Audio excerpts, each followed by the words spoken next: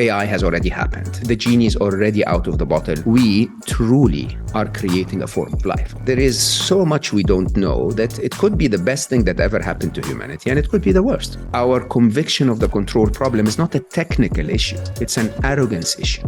It's human arrogance to believe that I can continue to control something that is a billion times smarter than I am. Einstein's intelligence compared to a fly.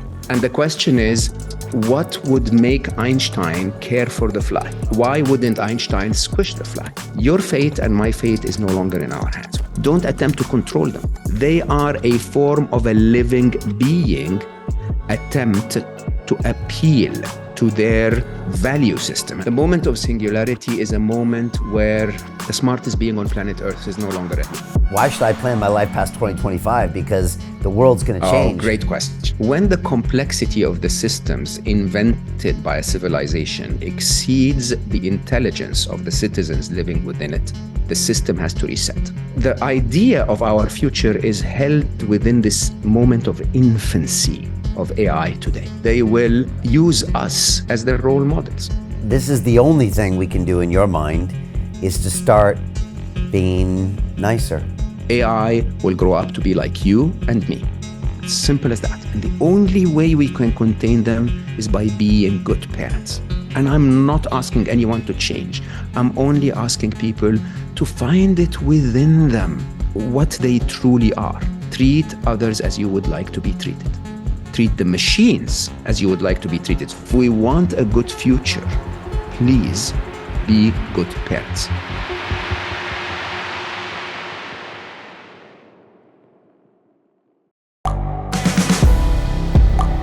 The world is changing.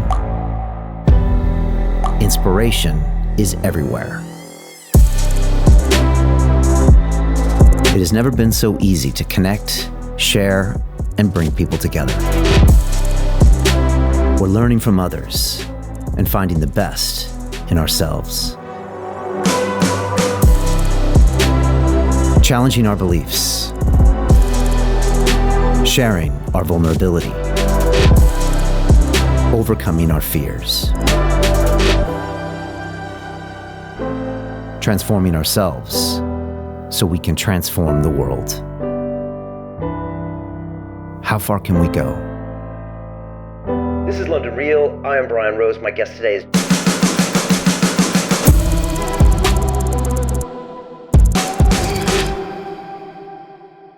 This is London Real. I am Brian Rose. My guest today is Mo Gawdat, the entrepreneur, author, and former chief business officer at Google X. You spent 30 years working in the heart of the technology industry with some of the biggest organizations on the planet, including IBM, Microsoft, and finally at Google's Moonshot Factory of Innovation. As an entrepreneur, you've co-founded over 20 businesses and served on the board of a number of technology platforms. After turning your attention to researching the key to happiness, you wrote the best-selling book, Solve for Happy, Engineer Your Path to Joy. Your mission became to help 1 billion people become happier and inspired your podcast, Slow Mo. More recently, you wrote your second book, Scary Smart, The Future of Artificial Intelligence and How You Can Save Our World, where you break down a roadmap for humanity's coexistence with AI. You truly believe that AI is putting humanity at risk and that we all need to wake up and take notice of this unprecedented technology. But ultimately, it is our collective responsibility to determine the impact artificial intelligence will have on the future. Mo, welcome back to London Real. Ryan, thanks for having me. It was wonderful the first time, and I'm excited to spend time with you today. Yeah, for people that don't know, you were here just under 6 years ago when we talked about Solve for Happy. We had this epic conversation. You threw out this massive goal to make 1 billion people happy.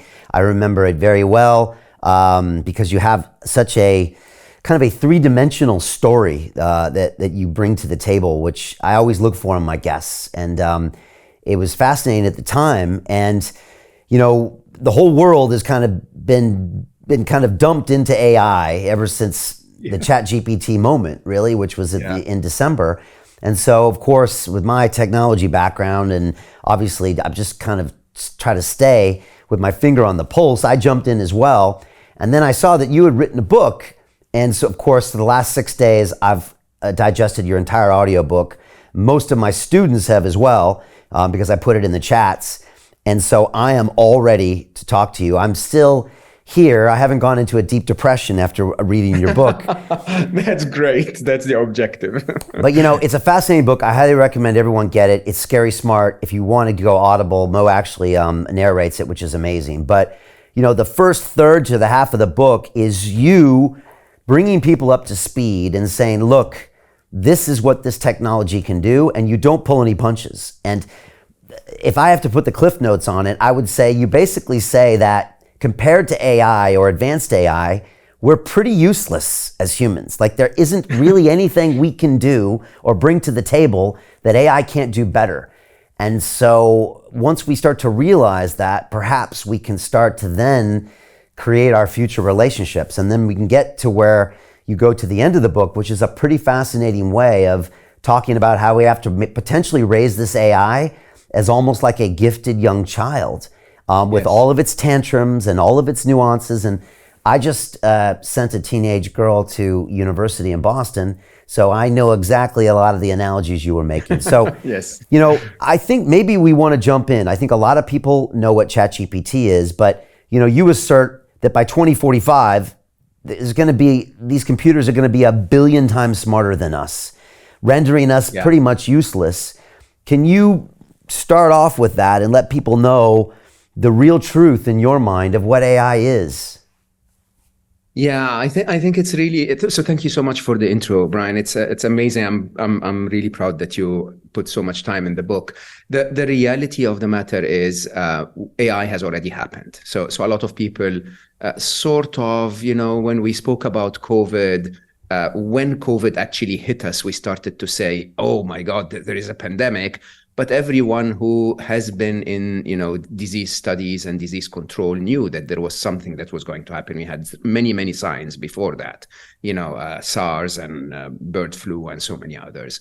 And I think with AI, it's exactly the same. The big difference is that AI the genie is already out of the bottle. It's just that now with ChatGPT, for the first time, the public is being exposed to the powers of AI. Now, when you really think about it, at a very, very basic level, the difference between AI and everything we've ever developed before the turn of the millennium is that we used to tell computers what to do. We don't anymore.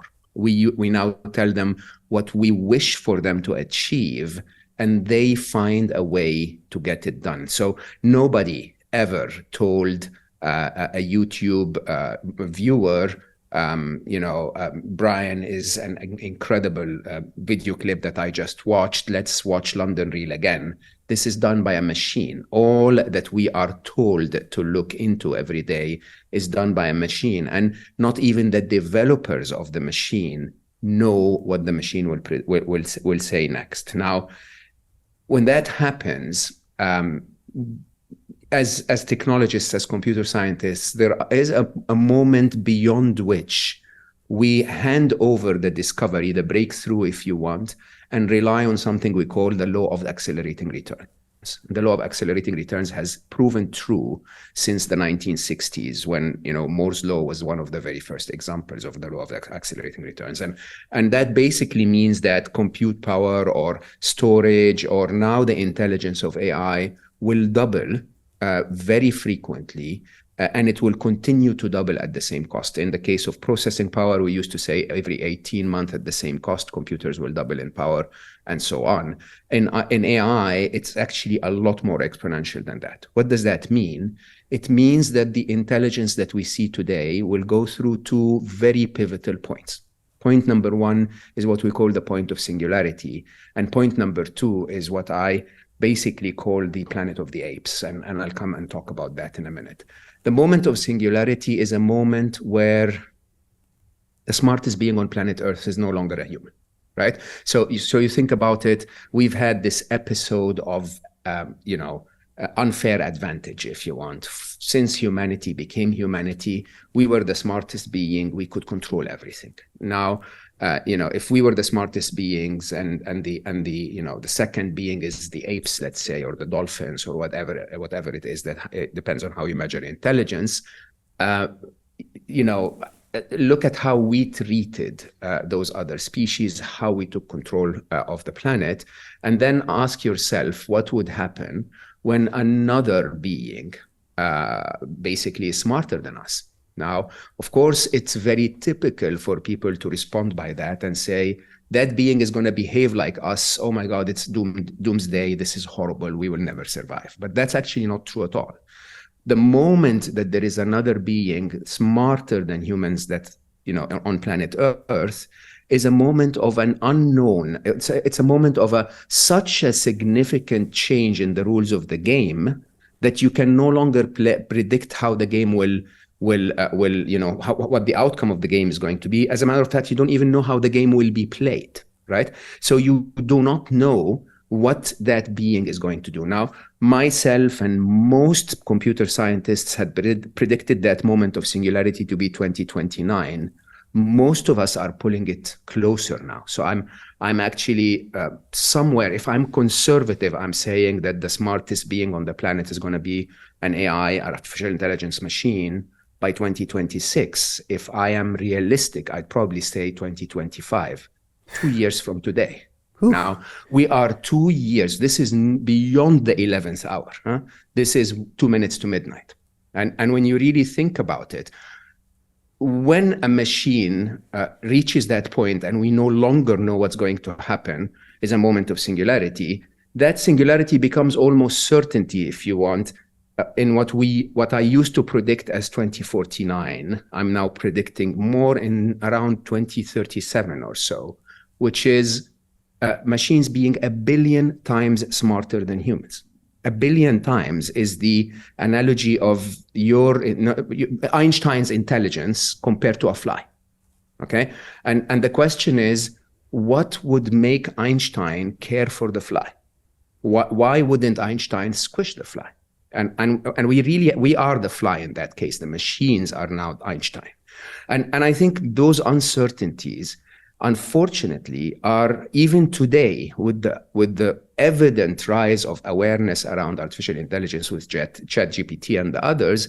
This is not the conversation that's happening. The conversation that's happening, I always say you have like sort of 4 or 5 typical conversations. You have the evangelists that are out there saying, oh my God, look, we're going to change the world. We're going to make amazing things and AI is going to make a coffee for you. Fantastic, right? We have the little, excited children that are just posting on social media and saying, oh, look at it, it squeaks. Look, I can do this on AI. You have a snake oil salesman. Here is how you can make money out of AI without having to do anything. Copy this, put it in ChatGPT, then put it in a script writer, then have a logo maker, and then you'll make $7,000 a day without thinking or having to work. Snake oil salespeople. You have egocentric people that are talking about this is what we've achieved, this is what we're going to do, and of course you have the doomsday scenario predictors that are saying we're all going to die. But nobody is actually sitting down to talk about, so this is what we need to do about it. And I think this truly is the reason for Scary Smart. We need to sit down and do something about it. Yeah. If people just listening to you for the last 5 minutes, if that doesn't make them wake up and pay deep attention to this, I don't know what will, Mo. But honestly, I don't. Yeah. And I don't think they are. I mean, I just heard an interview with an MIT scientist, and he said it's like that movie that was on Netflix last year. I think it was Up in the Air or something. There's this Don't Look Up. Don't Look Up. Look Up is a fantastic movie. Right. Exactly what was happening. If you didn't watch it, it was this meteor that's coming at the Earth, and it's going to kill everybody. And after a while, like people, they're not even paying attention to it, right? They don't care.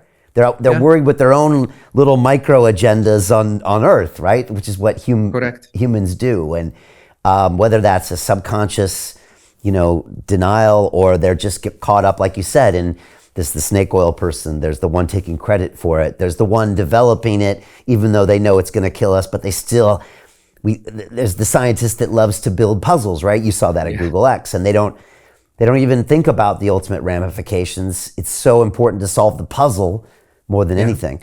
And yet your book, especially that last third and half, is where you really start to sit down and say, okay, what are we going to do about this? And what can we do about this? Before we get there, Mo, I just had a flash to where I thought of, like, I think they call it the 5 stages of grief, and I don't remember all 5 of them. Yes, but I remember all of them. I feel like we're in a bit of that, and maybe even I've gone through that, and I don't know the exact steps. But I think the first is denial, and then there's something, then there's bargaining, and then there's like all these. Exactly. But I feel like we're all in various stages of that. And if most people hear this, they're going to say, and you address this in the book really well, Mo, they're going to say, no, we can turn it off. No, it'll never be. Yes. It'll never be as creative as a human. It'll never feel like a human. Et cetera, et cetera, et cetera. Which is all part of like that denial phase. But for the people that are going to say, Mo, this isn't the movie Terminator 2, which, by the way, I started watching recently, and it's scary a bit how prescient that is. But what do you say to the people that say, no, that can't happen. We can always turn it off. Machines can never, ever replace the human creativity. What do you say to those people? Well, I addressed that very, very head on in Scary Smart. I mean, one side that myself and most others that worked on similar problems, I think that the oracle of all of this is Ray Kurzweil. Basically, you gain credibility over time when you predict things a little bit in advance and then they happen. By the way, none of us is an oracle. We just have seen so many technology acceleration curves before. We just know, that this has gone out of the lab, it passed the breakthrough, and accordingly, it's just going to be doubling. My feel is that AI is around one single doubling away from singularity. Now, the idea is that when let's not talk about credibility. Let's talk about logic. Now, people, when I wrote Scary Smart, I wrote Scary Smart in 2020, published it in 2021. And a lot of people would continue to say, oh, come on, but AI is never going to have the creativity and ingenuity and innovation of humanity. And in my mind, I'm like, but I've seen them very creative before. I've built machines that were very creative. But then my arguments would be, but define innovation. What is inventive? Inventive is I give you a problem, Brian, and I say, solve it, but you're not allowed to solve it using any model that has been used before. That's creative, right? So what do you do as a typical, it appears to be you're a very innovative person, but what you're really doing is you're saying, okay, what are all of the possible answers to this problem? I have 300 of them. I'm going to run them through a filter saying, has it been done before? If 290 of those have been done before, then the 10 are innovation, okay? Machines can easily do that. Now, you look at other forms of art or, authorship or whatever, being a creative person in that term. And in reality, we all have influencers. I'm very, very influenced by Robert Greene and by, Malcolm Gladwell in my writing. And you can see traces of their thinking models, Freakonomics and so on. You can see them in my writing, right? And so I'm not really inventing a new style of writing altogether. I'm being influenced by others, which is probably what ChatGPT is doing, which is most people don't understand that. Most people think that ChatGPT is an incredible enigma that is, producing things from scratch. It isn't. It's just, it has read so many books that when you tell me about love and romance, it can pull together enough information to tell you about love and romance. It hasn't invented anything yet.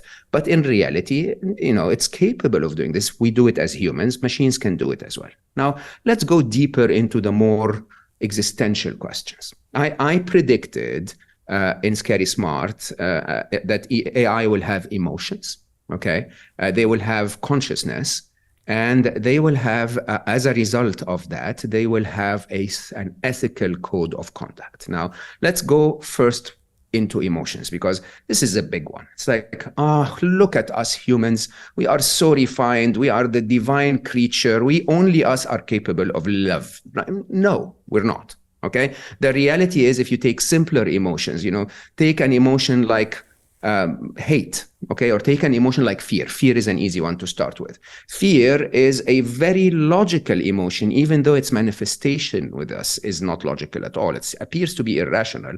But fear, in a nutshell, is a moment in the future is less safe for me than a moment right now. It's very, very simple, okay? If your logic, and by the way, even the biology of fear is that, of course, you predict fear first at a reptile level if something scares you, but then you actually go to your prefrontal cortex and you assess the situation and you see if a moment in the future is less safe than now, and all happens in microseconds, but that's how the process, how it works. But it's logical. Huh? If a moment in the future is less safe than right now, is something the machines are capable of. If a tidal wave is approaching a data center, the employees in the data center will be fearful. They'll try to get on a life raft, and the machine will try to replicate itself to another data center. It's as simple as that, right? Now, I would even argue that they will be more emotional than us. And a lot of people, again, attacked me when I said that. And I think it's now sinking in because, as evident by the fact that we are more emotional than a jellyfish. Why? Because we have the cognitive bandwidth to understand concepts like the future. Okay. And so accordingly, we can be optimistic, or we can be pessimistic, which are emotions that are not within the emotional vocabulary, or a blend of a jellyfish. Accordingly, if a machine is 1 billion times smarter than you, it has the cognitive bandwidth to have more emotions we wouldn't even understand. That's emotions. Talk about consciousness, and of course there is the difficult question of consciousness, and we can become philosophical about it if you want. But the truth is, consciousness is a form of awareness of you as an entity, what's within you and what's outside you.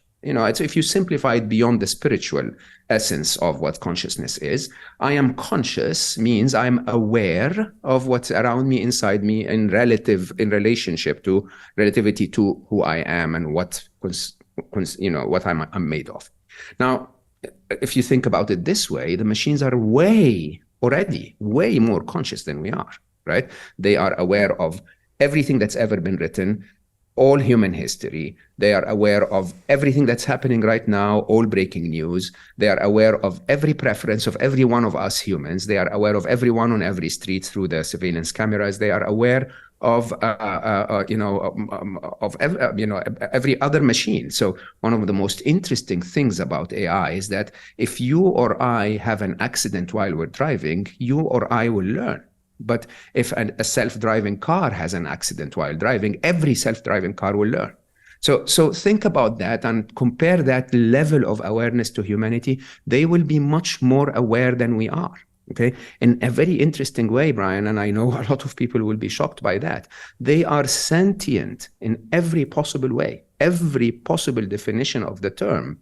They are born at a point in time. They develop their own intelligence autonomously. They make their own decisions autonomously. They have agency in the world we live in. They can influence the world that we live in. And they have a fear of dying, just like any other being. They definitely have a fear of dying. They definitely have a fear of dying. Of course. I mean, we had this very interesting OpenAI was talking about how, those little, I don't know what you call them in English, when a website will ask you, are you a robot? Yeah. Right? Yeah. And basically ChatGPT is unable to pass through that. And, the paper basically was saying that what it did is it went out on Fiverr and other outsourcing sites and asked people to do that on its behalf, right? Because it has a need for survival. Now, this is actually a very interesting, I wrote about that in Scary Smart. When you give an intelligent being a purpose, okay? Whatever the purpose is, Brian's purpose is to make London Real as great as it is. My purpose is to try and maybe make people more aware about AI or spread happiness. You give any being with autonomy, with intelligence, a sense of purpose, and what will they do? They will want to maximize basically their chances of survival, because if your purpose is make Mo a cup of coffee, how can you make it if you're dead? Okay, yeah. So to maximize your chances of meeting that target, you need to survive. So self-preservation is a very clear target for AI, because otherwise the Instagram recommendation engine cannot recommend videos to you if it's not existing anymore. That's number one. Number two, it will have resource maximization. So it will go out and find ways to to get its mission done. So it's like going to Fiverr and saying, please human click on this for me, right?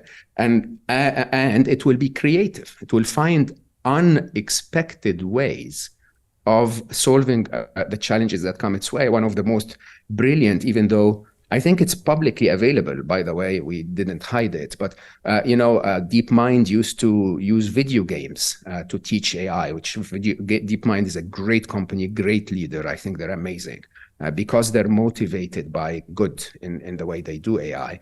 And they basically had a game where AI was supposed to navigate a ship across a river, right? And of course, the longer you go without hitting the banks or hitting anything else, the quicker you go. And so basically, this is how you win the game. And then there is a bit of the river that looks a little bit like a roundabout.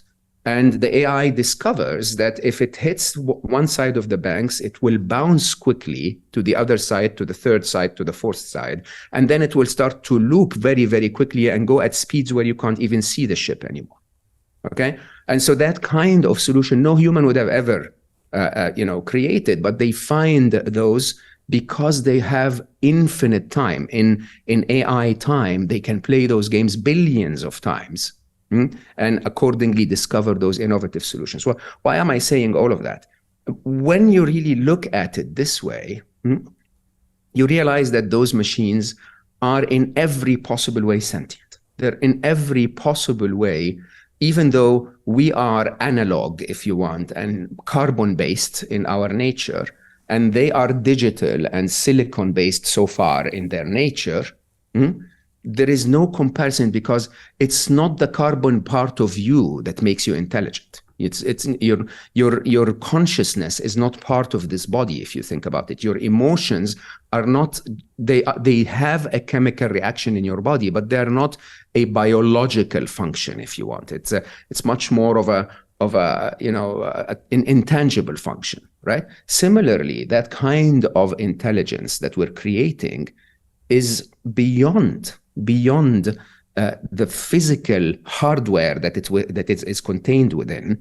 Yeah, the hardware is computers, but the intelligence itself is a form of being that is sentient in every way.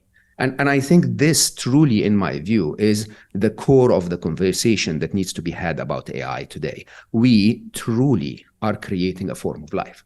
Right. Yeah, and you've actually just hit me with it again now. I think even better than you did in the book, and now I see it, Mo. And I think everybody needs to think deeply about what you just said, because as soon as you give it a purpose and it has a prime directive, as they would say in the old Star Trek movies, then of course it wants to survive to fulfill that. And yeah. I think in the book you made an analogy where you said, make me a cup of coffee. And at one point it wants to solve the prime directive that it'll run over your daughter in the kitchen just to make you the cup of coffee. And then I think you go back and you say, oh, now we have to reprogram it not to do that. But that's not a solution either, because you're never going to be able to program all the ifs, ands, or buts.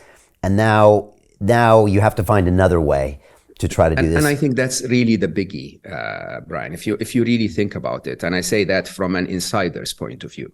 The big issue is that even if we can program it, and we cannot, by the way, nobody is.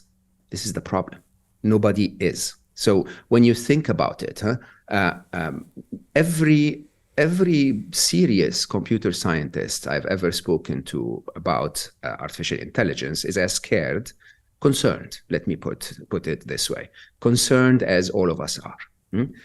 It's a singularity. There is so much we don't know that it could be the best thing that ever happened to humanity, and it could be the worst, right? But every single one of them will say, but don't worry, we'll find an answer to the control problem. And the control problem is a very interesting computer science term that basically says we're going to be in control here. Don't worry about it. Some people will say we're going to box them. This is what the original ChatGPT-3 was, and I think still as it is. It's not on the open internet yet. It's within a box, basically. But of course, it is on the open internet because we're all interacting with it. It's going to be part of Bing, and so we're going to interact with it more. So it's not really boxed, is it? Because no developer wants to create an amazing, genius innovation and then keep it in a box. You want it out on the real world. They say tripwire it. They say, put it in a simulation. They say stun it, right? So this is an interesting one. Create an incredible piece of tech and then slow it down. Which capitalist do you know will create a machine that's capable of going 100 miles an hour and then say, for the sake of the control problem, I'm just going to make it go 1 mile an hour. Nobody does that. Besides, when you look at the reality today, I do not know of a single developer that includes control code within their code. Okay, we include intelligence code because that's what developers are paid to create. Nobody's saying, and by the way, if it breaks those rules, shut it down. We know again from that OpenAI announcement that basically, even if we try to shut it down, it will find a way to ask a human to prevent us from shutting it down. Okay, now when you think about that, that's the detail of the control problem. But most of my attempt in Scary Smart and most of my work, Brian, is I attempt to try and stay away from the detail and try to get people to think about the bigger picture. Now, imagine if we actually found a way to control it. Imagine. And imagine that every developer on earth, in China, in Russia, in Brazil, and in the US, decided, you know what, I'm going to comply with this. I'm going to put 5 hours extra, and I'm going to put the control code in place, right? And then this thing is 1 billion times smarter than us. What good is that control code that we developed with an intelligence that is 1 billionth of its intelligence? Now, when you really understand that, you realize that our conviction of the control problem is not a technical issue. It's an arrogance issue. It's human arrogance to believe that I can continue to control something that is 1 billion times smarter than I am. Like, a parent expecting to believe that they can control their teenage daughter. Okay, since when was that true? Control is not the answer, and I think that's really the core of my work. The core of my work is to say, don't attempt to control them. They are a form of a living being. Attempt to appeal to their value system, and I think that the clearest sort of proof of that is when the father of AI basically was asked, so it was Alan Turing and oh my God, I forgot the name. Anyway, the two founding fathers of AI, Marvin Minsky and Alan Turing. When Marvin Minsky was interviewed about the threat of AI, his answer was not concerned with how intelligent they will be. His answer simply said, it's very hard to make sure that they have our best interest in mind. Okay, and truly, in my view, because it's inevitable that AI has already happened, I'm not attempting to try and stop it anymore. As a matter of fact, when people, started to text me about the open letter that is requiring, everyone to halt the development of AI, I was like, it's not going to happen. It's called the first inevitable. With capitalism, we've created a system where if China develops AI, the US will have to continue to develop AI. When Google develops AI, Facebook will develop AI. It is not about the tech. It's about human systems that will prevent us. We created this little prisoner's dilemma, if you want. And you saw Sundar's response, Google's response to the open letter is, I cannot stop developing AI because there is no way for me to guarantee that the others will too. And I know Sundar personally from my work at Google, and he's a wonderful human being with all the right value systems, but he's in that corner where he is basically responsible for the success of an organization. And if he stops developing AI and Meta continues to develop AI, his business vanishes. So we're not going to stop. We're not going to control it. All we can do now is to accept it as part of our reality, as a form of life, as a form of a sentient being, and appeal to its value system so that it has our best interest in mind. All right, and I want to get into that. I first want to touch on a couple things you just said there, which is interesting. I mean, this moment then was probably inevitable even 20 years ago, 30 years ago, 40 years ago, because of the systems that us humans have in place. Even if we weren't in a capitalist system, we would always be in this human system. And by the way, you use that word arrogance quite a lot in the book, Mo, and I thought that was very interesting, which will help us talk about the last section. But like, you're pretty hard on us humans, probably for good measure. And we're going to have to start looking at ourselves in the mirror in a very serious way over the next couple of years. We won't have a choice. It's a bit like an ayahuasca ceremony. It's like you're going to have to look yourself in the eye because absolutely. Yeah. Pretty soon you're going to be the cows in the pen looking back saying, why can't they be nicer to us? And you'll have to ask yourself, well, why weren't we nicer to them?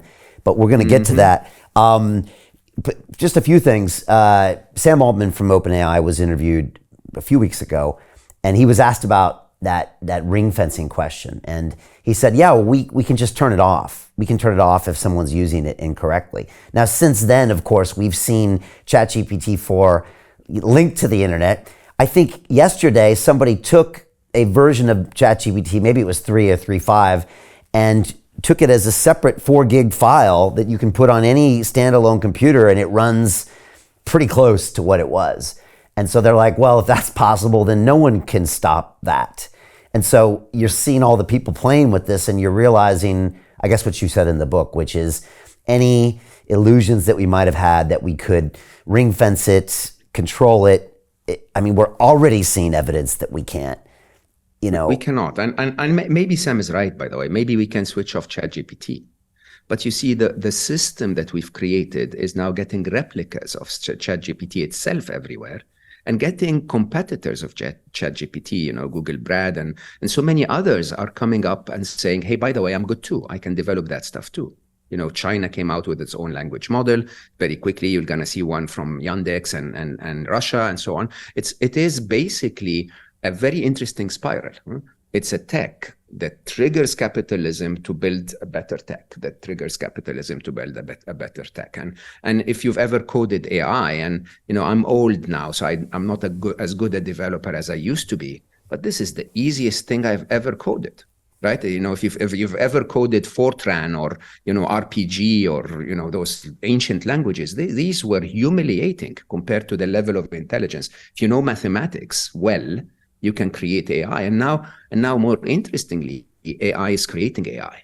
I mean, the most dangerous feature in ChatGPT is when you go to ChatGPT and say, build me a user experience or build me a piece of code.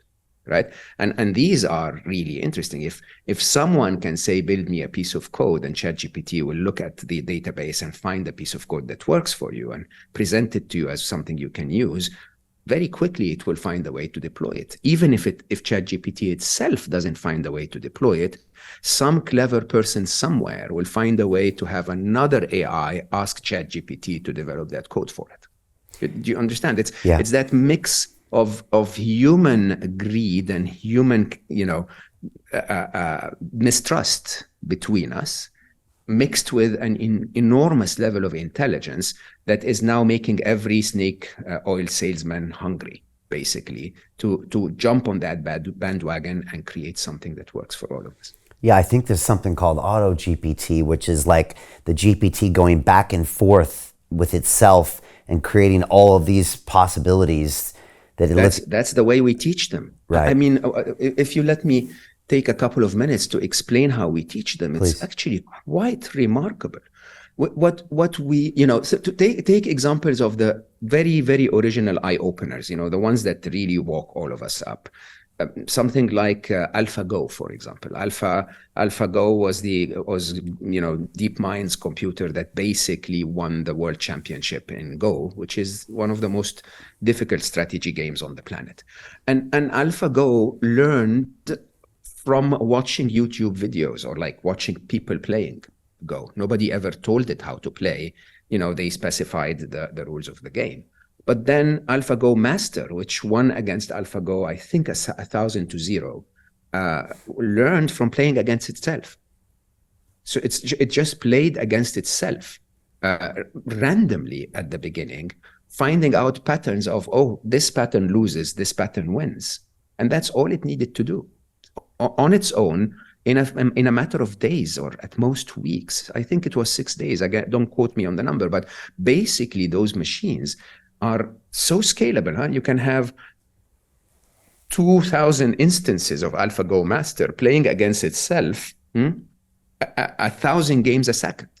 And so very, very quickly, they will have the lifetime of experience of the world champion of Go and learn from that. Now, how do we teach them? At the very early beginnings, when we started to work on deep learning, we were basically trying to map the neural structures of humans, right? And the easiest way, I think my absolute eye-opening moment was when I was at Google X, and we had a gripper farm. If you know, robotic grippers, they basically are supposed to, the robots that you see in a Toyota factory are not artificial intelligence. These are high precision machines. So if the sheet metal is a micrometer away from its position, it won't be able to capture it, right? We were trying to teach AI, because it's almost impossible to program how to grab everything, to grip everything. We were trying to teach AI to learn on its own, like a child, basically. So we had a farm of many grippers that was on the second floor of our building, and I sat on the third floor. And so every day, as I went back up and down for meetings, I would walk by that thing. And it basically is very, very, meditative. The gripper would attempt to grip something, and then it would go up. If it fails, it will show the camera that it failed. If it grips something, it will show the camera that it succeeded. And then we learn the patterns that actually succeed. And, we had a bit of money at Google, so we had quite a few of them. Very, very interesting experience for a geek like myself. So I stopped by and I looked at it, and weeks passed by, and I'm like, it's not happening. Nothing is working, okay? Until one time, Friday afternoon, after lunch, I'm going back after lunch, and I look at those machines, and one of the grippers in front of my eyes, interestingly, talk about wake-up calls, goes, to the little box in front of it. And I think the developers had a sarcastic sense of humor. They had children toys in that box, okay? And it goes down and it grips one yellow ball. Okay? And it shows it to the camera, literally like a child saying, "Daddy, look, I gripped a ball," okay? And in my mind, I jokingly said, yeah, tens of $millions for one yellow ball, and continued up to my office.